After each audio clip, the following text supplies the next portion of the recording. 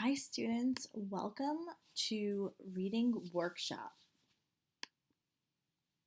So as you know, sophisticated readers of fantasy research the setting, ask about power, who has it, and can you support that with evidence?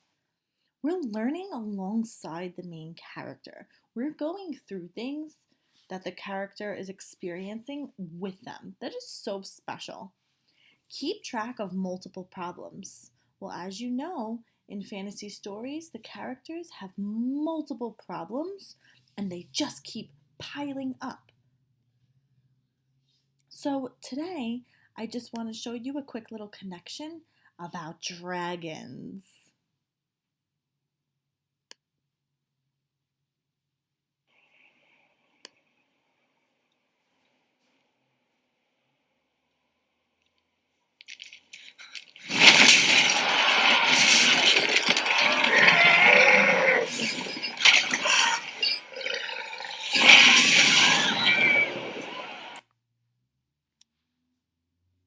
Okay, so sometimes in fantasy stories, the characters face literal dragons like Harry Potter just did, or sometimes the dragons, you can't see them, and it's something that they're going through on the inside.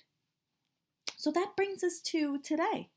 Fantasy readers analyze their characters and the dragons they face. So, like I said, sometimes it's not always literal dragons, sometimes it's problems they have. Are you guys kind of thinking like what I'm thinking so far? I bet you might be seeing that in your fantasy book club books.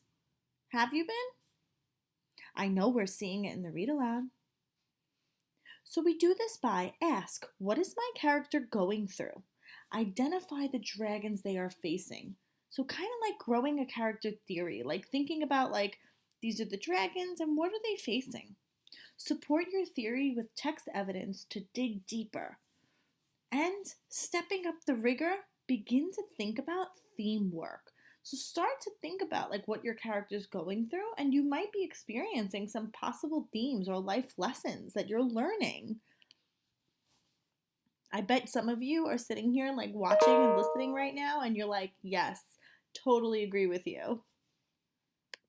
So here's our example. So I put this in a little chart for you to organize your thinking. And you can also do this work in your notebook. So characters, what are they going through? So I chose Harvey from The Thief of Always. And what is he going through? Well, he's so unhappy with his family and his life, right? Don't you guys remember in the beginning of the book? Identify the dragons they are facing. So think about a theory. So he's unhappy, he's kind of like miserable, and he's looking for other things to bring him happiness. He's looking for an escape, right? So that's the dragon. He's unhappy. He's not happy with his current life. So I supported it with text evidence. And for example, Harvey starts off really upset in the text and complains about hating his life. How does this relate to a possible theme? Well, Harvey realizes to be grateful for what you have. Once he's in that house and he is going through these weird experiences, he's no longer like hating his life. He misses his old life. So, something I want you to remember today, readers. So, you learn to think metaphorically about the dragons that the characters face, right? They're not always literal dragons like we saw in the connection with Harry Potter. You learn that these dragons could be troubles they face, they have no control over, or they could be troubled flaws that are inside the characters as well. That's just like Harvey, right? Also, you learn to think about how facing these dragons might be related to themes in your stories. So go ahead, readers, you got this.